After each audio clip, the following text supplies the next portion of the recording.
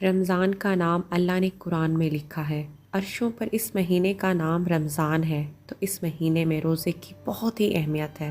رمضان کے روزے رکھنے والے کے پچھلے سال کے تمام گناہ جل جاتے ہیں، یہاں تک کہ جیسے لوہے کو صاف کیا جاتا ہے آگ سے، دھاتوں کو صاف کیا جاتا ہے آگ سے، اور ظاہری میل کو صاف کیا جاتا ہے پانی سے، تو پورے سال میں ہمارے اندر جو گندگیاں گھس جاتی ہیں، کبھی حسد، کبھی بغض، کبھی کینہ، کبھی کچھ، تو اللہ پاک اس کو ہمارے اندر سے کھینچ کر باہر نکال کر صاف کر دیتا ہے۔ رمضان پاک کے روزے رکھنے سے اللہ پاک ہمارے اندر سے ہر گناہ، ہر برائی نکال کر ہمیں صاف کر دیتا ہے، اور پھر عید کی رات فرشتوں سے کہتا ہے جن مزدوروں نے مزدوری پوری کر دی ہو تو اس کے ساتھ کیا ہونا چاہیے؟ تو سب فرشتوں نے جواب دیا کہ ان سب کو مزدوری ملنی چاہیے۔ تو اللہ پاک فرماتا ہے تم گواہ رہو میرے بندے جنہوں نے دن میں روزہ رکھا، رات کو قیام کیا، میرا قرآن پڑھا اور سنا، میں اس مزدوری کے بدلے میں ان کے سارے گناہ معاف کر دوں گا۔ اس طرح اللہ پاک اپنے بندوں کے جنہوں نے روزے رکھے ان کو خوب صاف صفائی کر کے ان کے تمام پچھلے گناہوں کو معاف کر دیتا ہے۔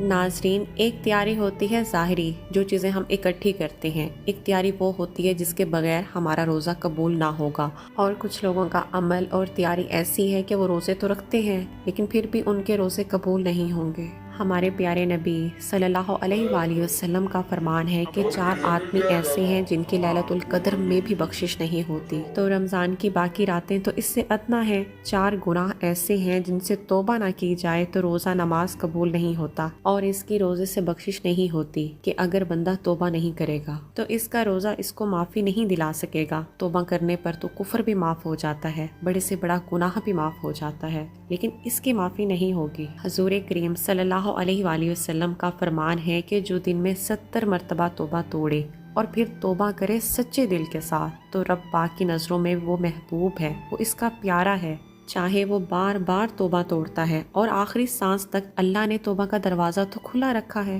تو یہ 4 قسم کے لوگ یہ ہیں جن کی روزہ بھی بخشش نہیں کروا سکے گا۔ نمبر 1، مستقل شرابی ہو، شراب کا عادی ہو، اس کی رمضان کے روزے سے بھی بخشش نہیں ہوتی۔ نمبر 2، والدین کا نافرمان، وہ رمضان المبارک میں جتنی بھی عبادت کر لے لیکن اس کے روزے اس کی بخشش نہیں کروا سکتے۔ ایسی نافرمان اولاد جس کی زبان سے والدین اتنا زخمی ہو کہ ان کی آہیں نکلیں، ان کے آنسو نکلیں، تو بتائیں ان کی کیا بخشش ہوگی۔ نمبر 3، وہ جو رشتہ داروں سے ہر وقت لڑتا رہتا ہو، کسی سے بنا کر نہ رکھتا ہو، نہ بھائی سے، نہ بہن سے، ماں باپ کی طرف سے بھی جتنے رشتے ہوں سب کو توڑتا ہو، تو ایسا انسان بھی رمضان کے چاہے پورے روزے رکھ لے اس کی بخشش نہیں ہوگی۔ نمبر 4، چوتھا، وہ انسان جو اپنے دل میں کسی کے لیے بغض پالتا ہو، نفرت رکھتا ہو، حسد رکھتا ہو۔